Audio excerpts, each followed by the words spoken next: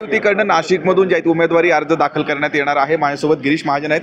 भाऊ, मोठ्या प्रमाणात शक्ती प्रदर्शन करण्यात येणार आहेत, कशा पद्धतीचं नाही, राज्यभर सगळ्या ठिकाणी अतिशय मोठं शक्ती प्रदर्शन आमच्या उमेदवाराच्या माध्यमातून होतं आहे। मोठ्या संख्येमध्ये कार्यकर्त्यामध्ये मतदारांमध्ये जेवढा मोठा उत्साह आहे त्यामुळे आपण सगळ्या ठिकाणी महाराष्ट्रभर गर्दी बघता आहात। मला वाटतं की ही नुसती गर्दी बघूनच आपल्या लक्षात येईल की यामध्ये उमेदवार कोणाचा विजय होणार आहे।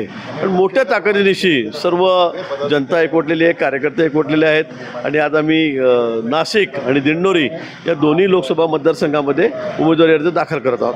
शरद पवार म्हणतायत की महाराष्ट्रामध्ये भाजपला जी चिंता वाटत आहे। कसली चिंता आहे? आम्हाला कसली चिंता आहे? पवारसाहेब वेगवेगळे स्टेटमेंट करतायत, मुद्दाम एवढ्या टप्प्यावर इलेक्शन ठेवलं। आता इलेक्शन किती टप्प्यात ठेवायचं, कधी ठेवायचं हा निर्णय काय आम्ही भारतीय जनता पक्ष घेतोय का, मोदीजी घेत आहेत का?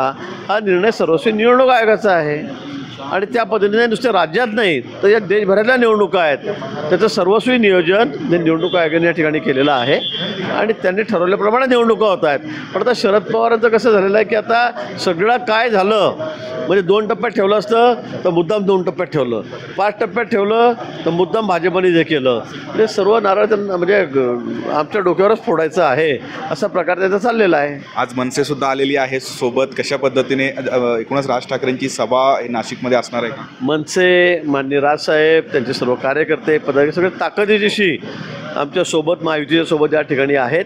ज्या ज्या ठिकाणी आवश्यकता असेल, ज्या ज्या ठिकाणी त्यांची ताकद आहे, अनेक ठिकाणी मागणी आहे, त्या ठिकाणी आम्ही राजसाहेबांना एक शेड्यूल देणार आहोत। आम्ही त्यांना विनंती करणार आहोत की साहेब आपण जर आपला अधिक वेळ या ठिकाणी आम्हाला दिला तर त्याचा मोठा फायदा हा महायुतीच्या निवडणूक उमेदवार निवडून आणण्यासाठी होणार आहे। आणि मला वाटतं नारायण राणे साहेबांकडे त्यांनी परवा सभा घेतली आणि काही ठिकाणी ते निश्चित त्याला मान्यता देतील।